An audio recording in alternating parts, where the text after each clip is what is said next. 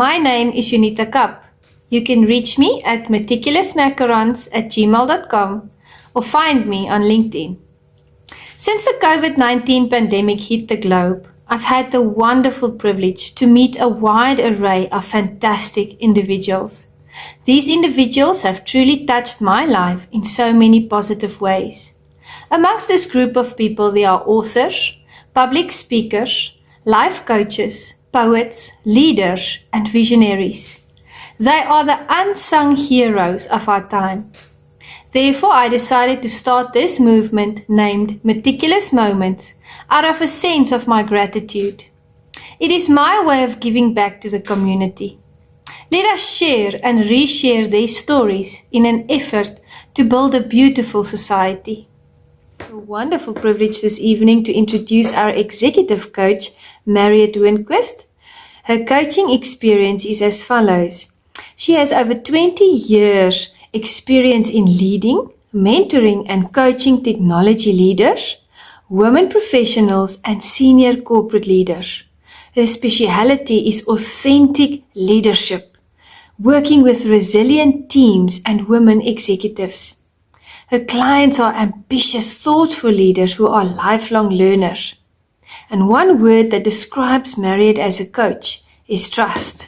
Marriot is a seasoned executive in the technology industry with over 20 years of experience in technical and business leadership roles.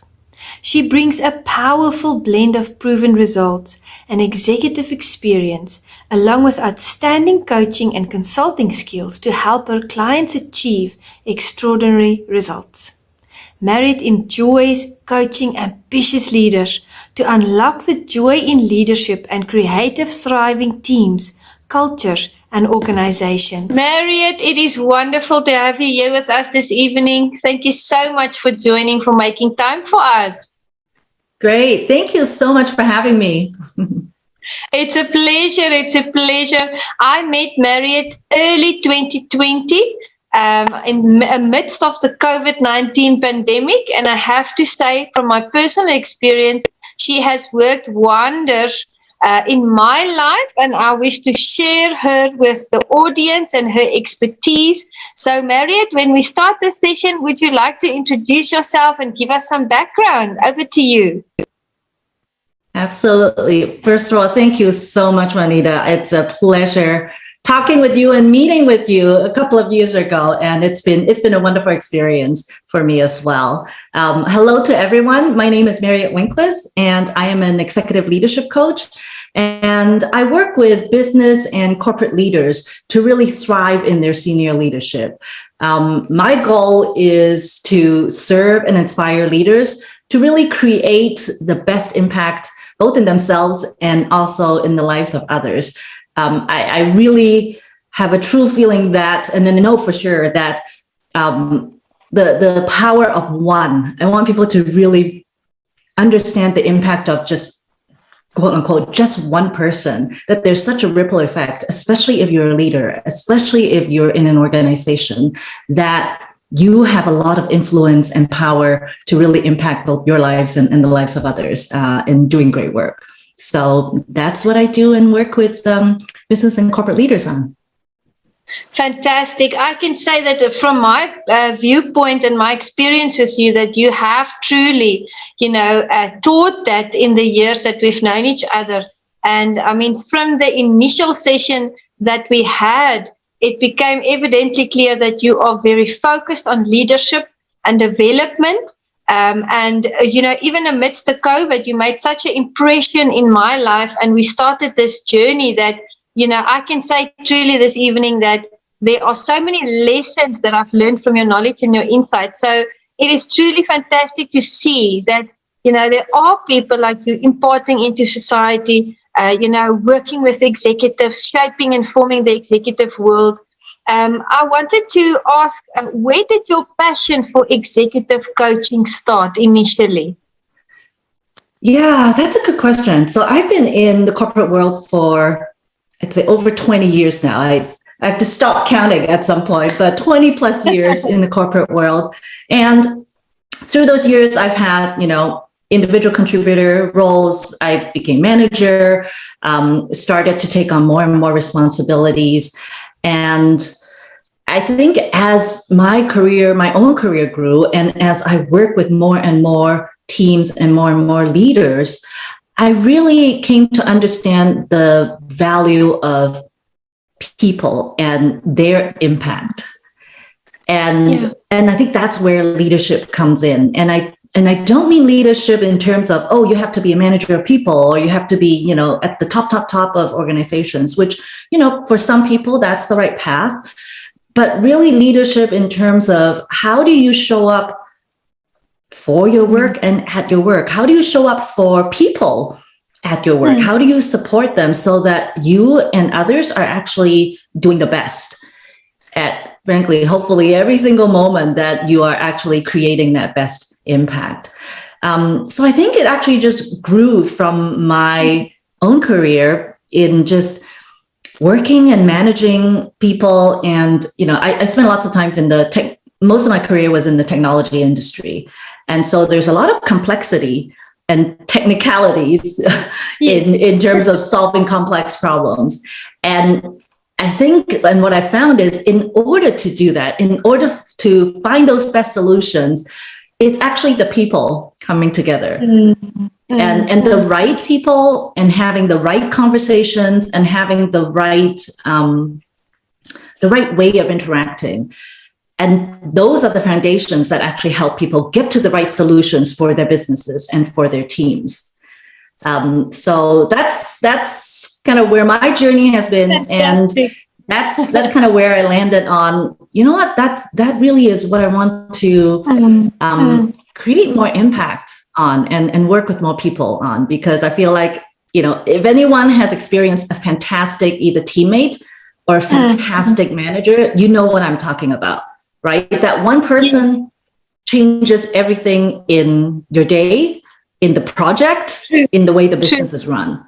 Yeah. And similarly, if you have someone who is not, you know, creating that good impact, and maybe possibly even doing a negative job, you also notice that as well. And it has huge implications for how satisfied and happy you are in your job and life. It has huge implications for the business itself. So that's why I feel that if any one person can really realize that impact and kind of do good with it, and be really savvy and be really competent in it, I feel the world would be such a better place. The workplace would be such a better place. So. Agreed, completely. I agree with you.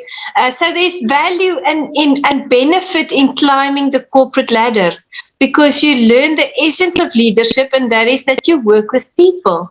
And if we don't have empathy with people, and, you know, if we don't know them personally, I think sometimes we miss the point, because, like you mentioned, you can either have a passionate leader that can ignite the spirit and the hearts and the morale of the team, or you can have the other side of the coin where, you know, it just goes downhill. So yes, your experience, I would say, has shaped you into the fantastic executive coach that you are, and we are blessed to have you.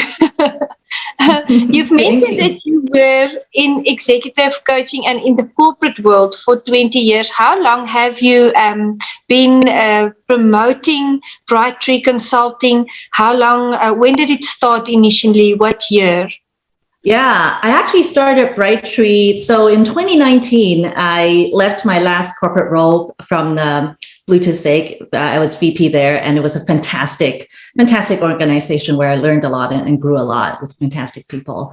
But I decided that it was my time to kind of take that break. I took a little bit of a break, and I started Brightree later on that year, and actually did some both consulting work, and then looked into executive coaching and getting certified on it. So it was at the late 2019, and of course, right before COVID. What's a better time to do this? Nobody knew 2020 was going to turn the world upside down. But it's been, it's been since then, and it's been a fantastic ride.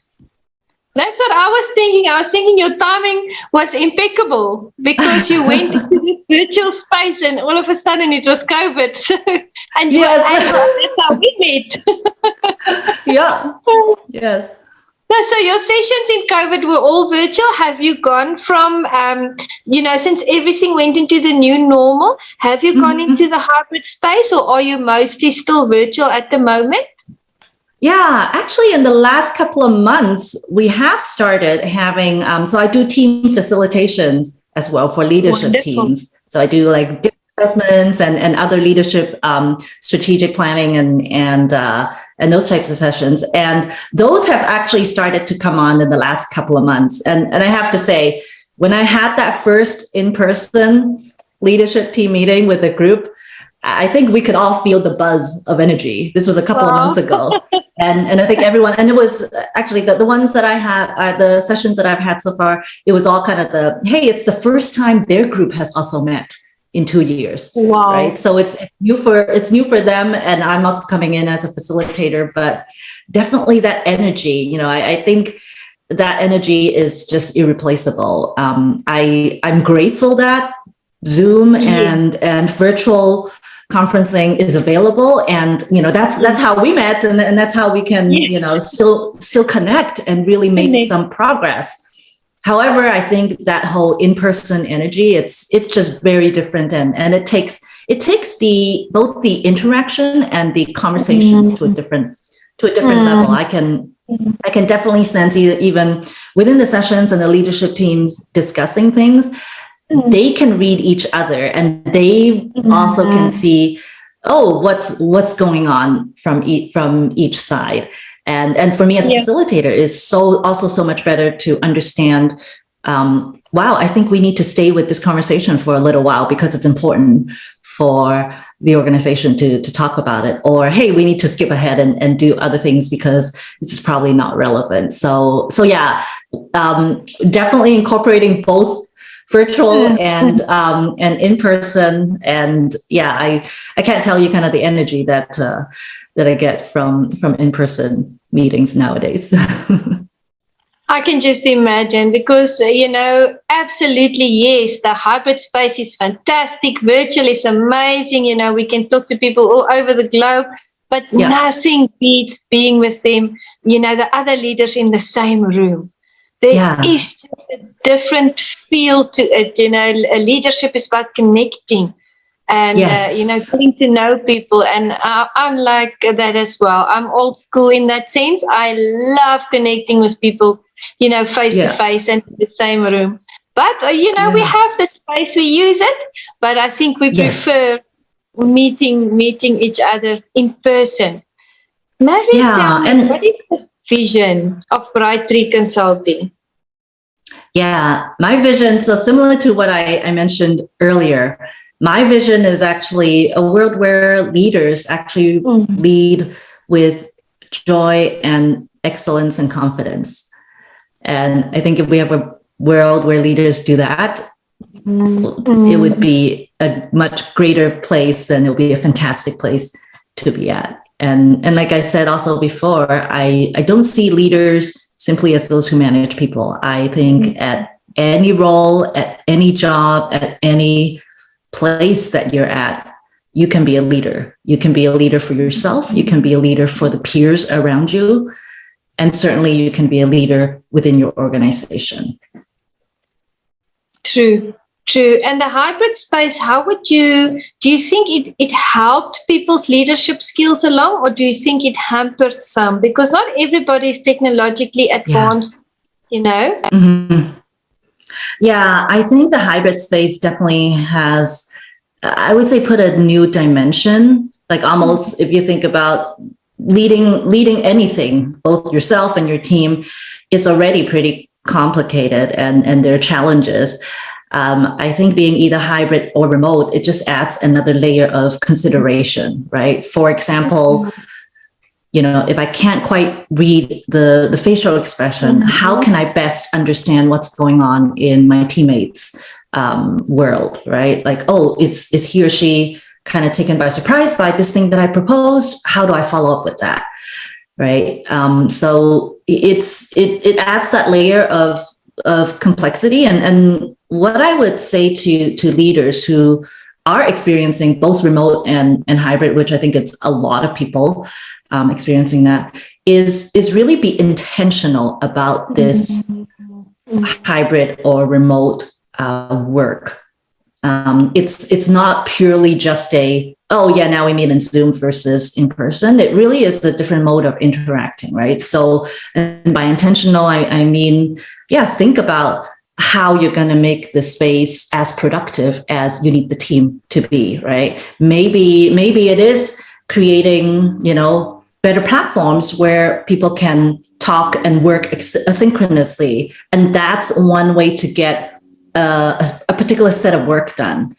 Maybe it's having meetings that have a specific purpose, so that's another way to get this set of work done. And then maybe it's also then adding, quarterly or maybe every few months, we do meet in person because that's the real, different connection that you do. So being intentional about how are you building trust? How are you building that safe psychological space where people can interact safely, both online and in person, right? So I think that trust, it doesn't go away. It's, it in fact is actually even more critical now in these, I would say, complex spaces. It's actually even more important that is built in. So as a leader, how are you building that, right? How are you building it for your team so that they trust each other? And then do you have the tools to actually support what you're trying to do as well, right? And so there are lots of different things that leaders can do to really make big impact in the hybrid and remote work and still create a very productive and thriving environment. But the leader has to be intentional about it. It doesn't just happen. It does not happen accidentally. You have to build it in. So I think that's one thing I would at least, have leaders consider, right? How am I intentionally creating a safe space? How am I inviting new ideas now that we're talking through the screen? How am I making sure people are connecting, in the right way? How do I make our business goals visible so that people know what they're working towards? How do I make my team's daily work be meaningful to them? So those are kind of the intentional thinking that I think it just, like I said, it adds another layer of consideration for leaders. And I think for leaders who really want their team to thrive, these are the things that they're probably worried and this is keeping them up at night, right? It's like, how do I do my best? Like, am I supporting my team? Am I supporting my team in the right way, right? Or are people getting disengaged? And those are the things that they're thinking about. But being intentional and involve your team. Involve your team. Ask them, hey, we want to create a fantastic team that does great work and still have fun and enjoy both the work and the people. How do we do that? Right? Harness the team. There's wisdom in the room. There is. And the intention that you spoke about makes me think of the fact that, we as leaders do delegate, but we still have the responsibility to stay disciplined and to, keep our team disciplined. So I agree with you that discipline is a huge, huge factor, and the trust. I love the fact that you mentioned that they should, get together virtually, but also, every few months get together in a physical manner, in a same venue, just to get a feel for each other, and so on. But discipline, I think, was a huge aspect during the COVID, because some people can perform well on their own and others just, it's not their forte. Yeah, absolutely. And again, I think as a leader, that's what that extra layer comes in, right? As a leader, you now have to manage all these different, you had to manage all these different personalities anyway, but now there's additional layer on top, right? Whereas before you're like, okay, at least everyone's in the same room. I can talk to each of them. But now you do have to be more intentional about, Juanita, what was troubling you about this? I noticed that we didn't have kind of that conversation before, right? Or, oh, so-and-so, let's talk about this other thing that we're going to kick off next time. How do I best support you, right? And you're right. Some people might be like, you know what? I've done it 10 times. I got it. Don't worry about me. I'm going to go run with it. Or someone might be like, oh, I've only done it like twice, and this is a new team, and I know that they're a little bit whatever. I think I need some support here, right? But you as a leader, you have to pay attention and also ask those right questions. That's one key thing that I want to encourage leaders to do, is to ask and listen. we tend to ask, and then we go into our own solution, but I think especially critical in this new mode of work, it's ask and then actually truly listen. It's like, hey, what's happening? What's going on? How can I best support you? I think that would be the best question. How can I best support you in X, right? Whether in this new project, in this transition, in this new role, in this, in this new world, how can I best support you so that you can do your best work? Right. And really have those dialogues with your team, because without it is very easy to be disconnected. Even though we're seemingly so connected, it's easy to get disconnected. It's very, very easy. And you were talking about the psychological safe space. And I really feel that if they feel that they have a leader that listens and asks, like you mentioned, and that they are able to bring whatever obstacles they face to the table, it will automatically facilitate that psychological safe space, and the goals will be reached and the team will be happy. So I agree. Absolutely. Listen and ask. Yeah. Yeah, absolutely. And I would say there are three things that I would say in terms of building psychological safety. I think first is state that as an explicit goal for your team. For example, it's like, hey, I want this to be a place where people can speak their mind. I want this to be a team where we can collaborate productively.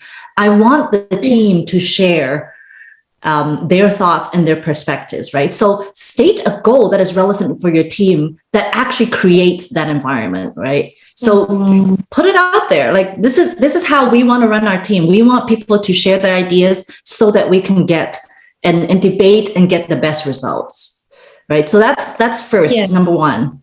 Second is engage your team in this, right? You are not alone. You are the leader of your team and organization. But you're not alone, right? That's what your team is for. That's what, frankly, even your peers or the rest of your team is. So engage them. Ask those questions, right? Similar to what I mentioned before. Yeah, ask them, hey, we want this. We want to create a fantastic team. We want a team that actually, creates best solutions because we talk about all these things. How do we do that, right? Ask and also listen. And I would say when you ask, we're talking kind of one-on-one here. Other people might have different modes of providing that feedback, right? So again, be mindful of that. Some people may not be as vocal, but they still have valuable thoughts, right? So be mindful of that. Make sure when you're creating these engagement points that it is in a way that all different modes of feedback and modes of intake can happen. So kind of mix that up a bit and also make different people be able to freely share that. So that second is engage. And the third, almost most important in terms of rounding this out, is to actually take action. How many times have you kind of filled out a survey or answered some question and you just know nothing's going to happen? Yeah. Right. Often. We've all done that. We're like, oh, okay, they're asking me how happy I am.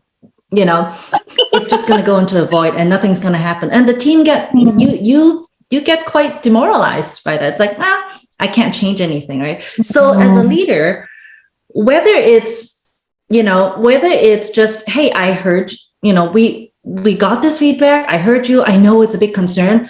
I still don't know what to do, right? We don't know what the solution is, but we know this is important for you.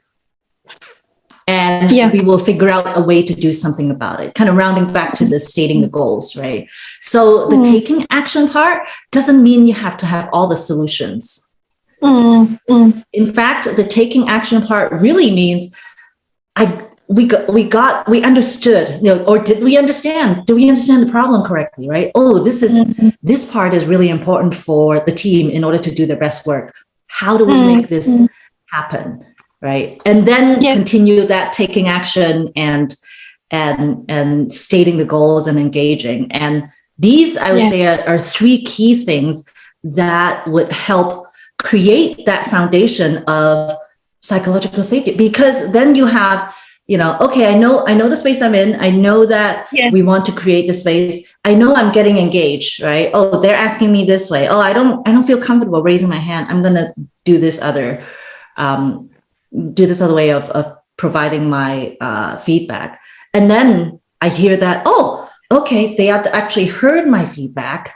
They might not know what to do with it yet, but they heard my feedback, and I'm hearing different things that are happening. Oh, I know they are trying to experiment with this. I know that they're getting some learnings from the last time that they did this, right? So take those actions and learn from it, and again, state it out, make it visible, make it known that we're trying to do this. And engage people in that progress, because, as much as I say it's the power of one, I don't mean that one singular person has all the solutions. True.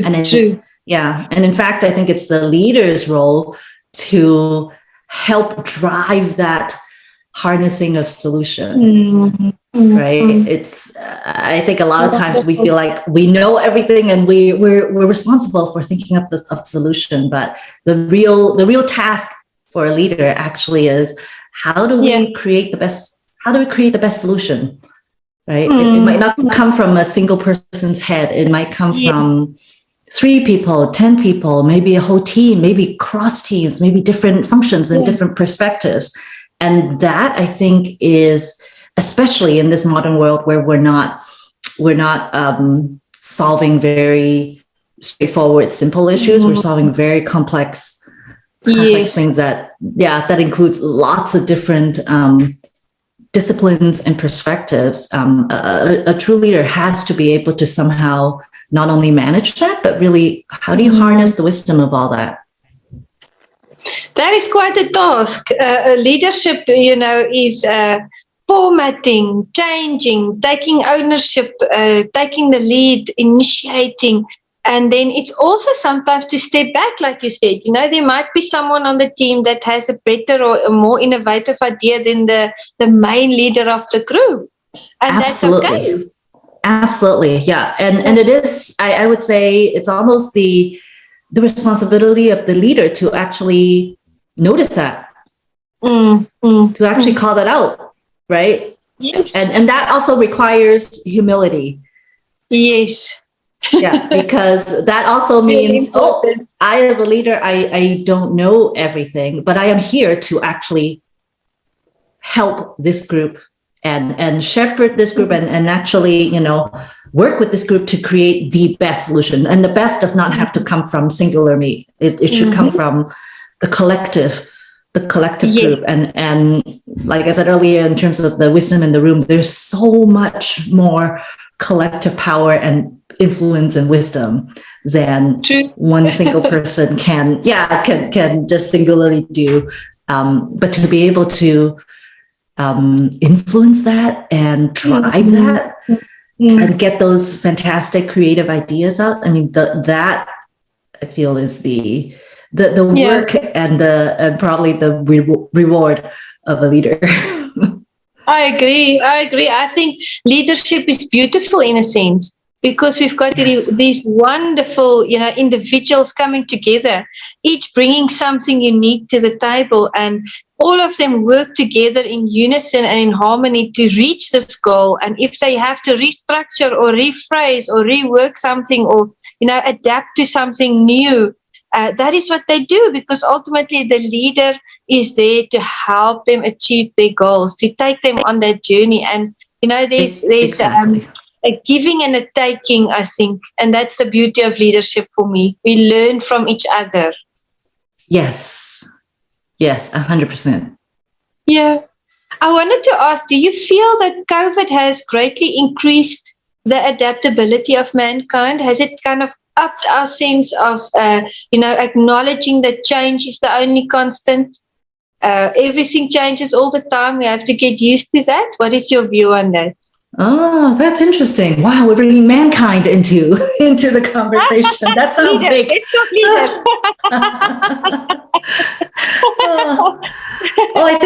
I think definitely it has. I think it has raised the awareness of the need for leading through unknowns.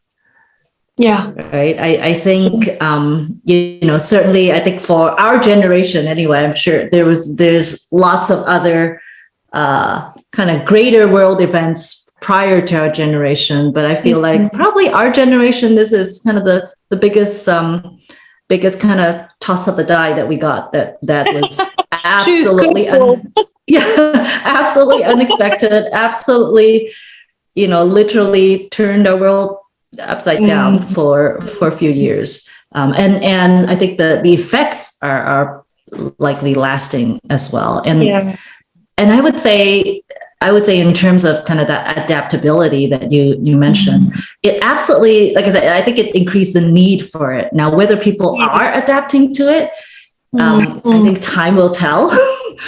But but it does raise the awareness that you can't just, and it seems like a pun here because we're doing Zoom, but you can't just phone it in, right? You can't just assume everything is, you can't just kind of do it as normal. You do have to be mindful of how you're engaging. You do have to, pay attention to all your different teammates and how do you best work with them in their different spaces. And so, I think the success of kind of the future leaders and even present leaders really depends on that discernment of how do I best do this for my team, right? And whether it's adapting, whether it's creating new things, whether it's leaning on real core values and like core foundational things that we talked about, like such as trust. I think those are the things that a leader has to get clear in their heads again, because I feel like we probably became a bit complacent in the quote unquote normal work world where we go in, we do some work and we come back and and yes, we get to vent a bit about work-life balance. We get to vent a bit about office work. We get to vent a bit about, the cubicles and all that. So I feel like we probably got a bit complacent. And when the pandemic happened to literally change the way we work overnight, it forced the need for adaptability. I mean, there was no other way, right? So you had to adapt. And I think that the gain, I think, from that is that now we see how things could work. I think if that was anything, that absolutely was a huge gain from the workforce point of view. It's like, we never had the either courage or even the need to suddenly jump into remote and work world. I know lots of different companies have tested different modes of it with great success. Actually, there's already been lots of studies even before pandemic that shows remote work and hybrid work can actually, increases productivity. But the workforce never listened to it, right? Because it's easier to go traditional route. Yes. And so now we're like, we had no choice. We had to flip. So we had to adapt. But I think in doing so, it proved out. People were happier just because of the flexibility, right? The fact that they can do something else, hop on the call. I need to take care of this at home. kids are doing this. Oh, I need to run this errand, but still I can get my work done, right? I can still produce great work. And I think that is, people are calling the great resignation. I think a lot of people are also calling it kind of the big revelation. The fact that people are, and the big recognition, the fact that people are actually recognizing there are different ways of both working and living. And it could work well in this type of mode, right? Where, no, I don't have to sit at my computer from 9 to 5 and work 8 hours long. And, I can still get meaningful work done, and I can still take care of what I need to take care of at home, with family, with work, with kids, with, maybe elderly parents. There's a lot of things that a lot of us are needing to both take care of, and also taking care of ourselves, right? People going on walks. I have tried to implement hey, after lunch, I go for a walk. I can't do it every day. Yeah, I can't do it every day, but it's something that I've actually started implementing since COVID. And it's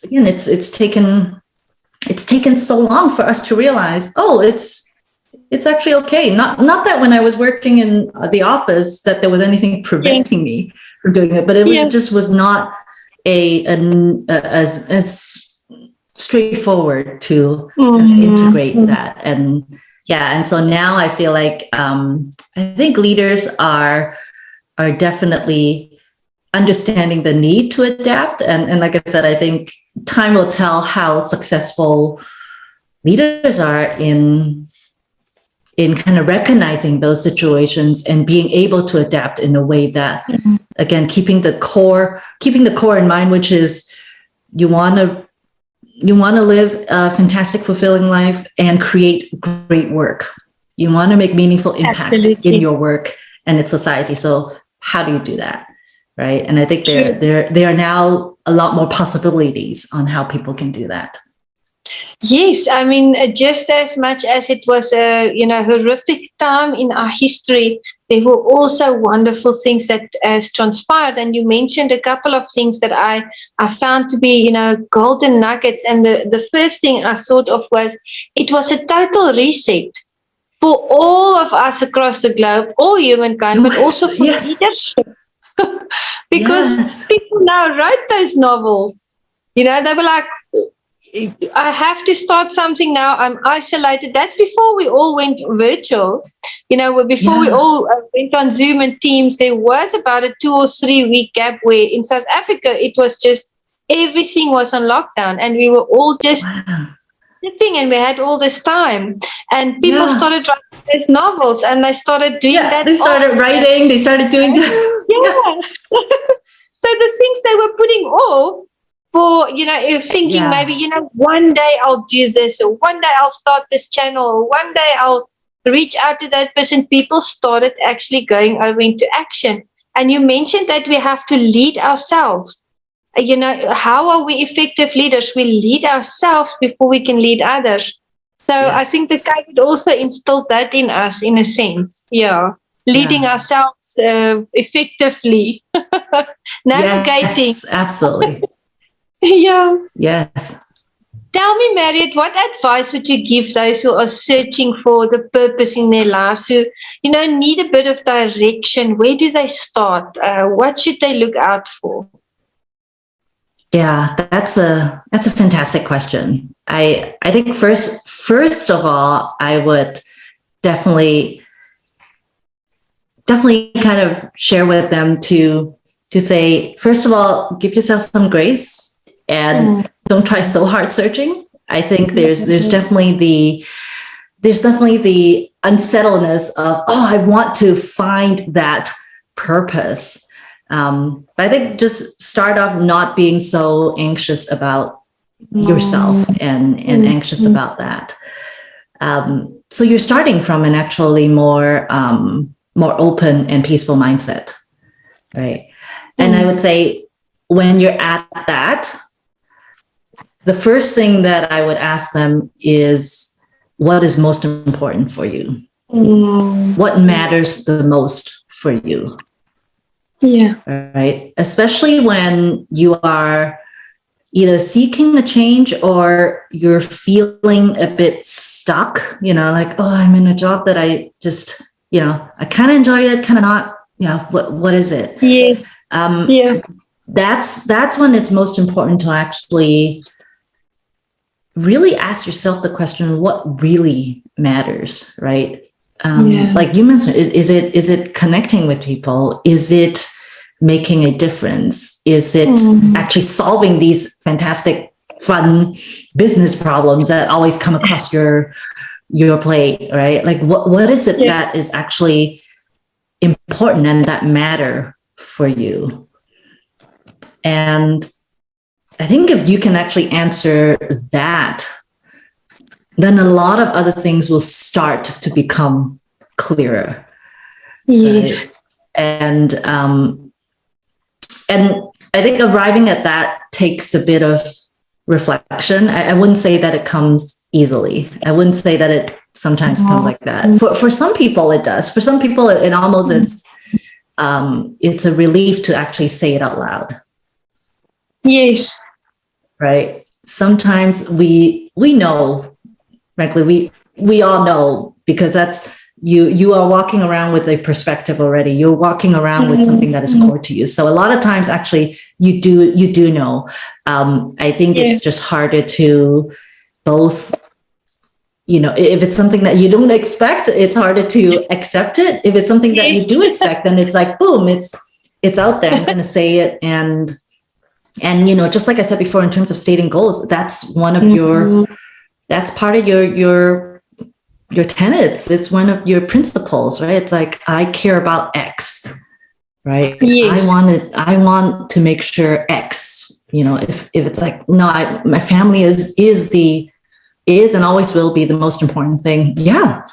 Put it out there. That's nothing. None of this there's no right or wrong answer. None of this is to be ashamed of, right? It's like, or if you say, you know what, at this point in my life, financial stability is the key thing. I want to build this. I need to build this. Otherwise, there's something in me that doesn't, that's not quite settled, right? Yes, state it. Just be. And sometimes you might not be comfortable with it, but at least recognize it. And it's like, then you might need to do the work of why was it difficult for you to talk about that? Why was it difficult for you to even accept that? What is actually holding you back? Because I always see there's push and pull on things, right? There's the pull of, oh, I want X. I want this. I think this is what I want. And then there's also the pull of something that's holding you back. And until you understand both forces, you're likely kind of both in conflict with yourself, or you're just having a more struggling time, right? But if you do understand the forces, then you know, how do I relieve the stuff that's holding me back? And also, how do I get clarity and understanding on the things that I want to run towards, I'm happy about, I'm excited about. So it's never kind of one or the other. It has to be both. So I think that would be what I say to folks who are kind of maybe facing some uncertainty. The first is really just give yourself be gentle with yourself. I think all of us are facing a lot of uncertainty. Just calm down. Be good, breathe. Breathe, be okay with all that. And it's only when you're at that point, then it's like, then you can go into the what really matters for me. And I say that because I've also experienced that. I've also come from an anxious and oh my God, either anxious or scared or beating myself up place, right? Like everyone has been in, we've all been in the beating myself. It's like, why am I stuck? I should have figured this out earlier. I should have known this. I should have done that. And if you think about energy as a finite, kind of a finite set, if you're taking up a lot of energy beating yourself up, you are not really you don't have a lot of energy left to actually think about all the fantastic things and all the wonderful possibilities you can do. So yeah, I would say the first is at least, and it's going to be tough, but at least give yourself that little bit of space and go, okay, I didn't figure it out before, but I'm doing it now. I'm doing it now. That's a high five for me, right? So yeah, that's exactly, pat yourself on the back. So take that as a win, and then kind of put that energy in. Wow, what does matter? The positive. Yeah. Positive and frankly true, right? Sometimes maybe, and sometimes it might come across as maybe not positive. Like if you feel like, for example, the financial security thing, a lot of people feel ashamed that they want to make more money, right? Why are we ashamed of saying that? Right? Because a lot of times money does give us security. Money does, promote us into different areas of life. Money does make some things easier. So it's nothing to sneeze at, and it's nothing to be ashamed of either. Yeah, it's a tool. Exactly. So even stating it and understanding, why do I have that cringy feeling when I say it? And to work through that. To work through that and to know that, okay, it's totally fine to make money. And I also have these other things that I want to make sure. I want to make money. I want to make impact. I want to take care of family. I want, so if you're clear on those things, then when different things come along, maybe it's a new career opportunity. Maybe it's a new phase in life. Maybe it's new people coming into your life. You can evaluate based on that. How is that contributing to the pools? How is that contributing to the things that you love to run towards, right? And then you get more clarity. And I would say also in that is, don't worry about it being perfect or once and done or anything, right? Frankly, it's a continuing thing. It's a continuing thing. I think every time you kind of just go, oh, should I, shouldn't I? And I would say, stay in that moment and be as clear as you can be at that moment. And if new things happen and you're like, now I know why I love X so much, and boom, I definitely want to prioritize lots more of these, right? Then you know. Good. I was thinking of, the forces that you were describing so well, because that really puts a picture in our mind of what we are going through. I was thinking of that is kind of, representing our self-limiting beliefs.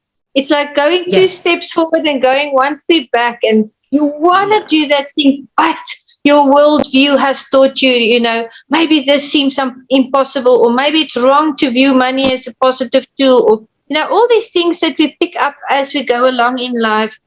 So dealing with those self-limiting beliefs first, and saying, it's okay to take a break. It's all right not to know the next step, but at least if you just do it, you go toward it, you try, you shape yourself. Yeah, let go of all those things that weigh you down. Then you're halfway there. Yes. Exactly. Yeah, I think so too. Yeah, I think if you can come to that acknowledgement, you're absolutely right. You're already halfway there, because those things were pulling you back. So if you actually don't allow those to pull you back, you're already a lot ahead than yesterday or the moment before. Yeah. Absolutely. Agreed. Any last thoughts for the audience that you want to leave with them? Anything you want to, impart into their lives? Please feel free to do so. Now, it's been lovely discussing all of these topics, mainly executive coaching and leadership with you this evening. Any last thoughts, Marriot?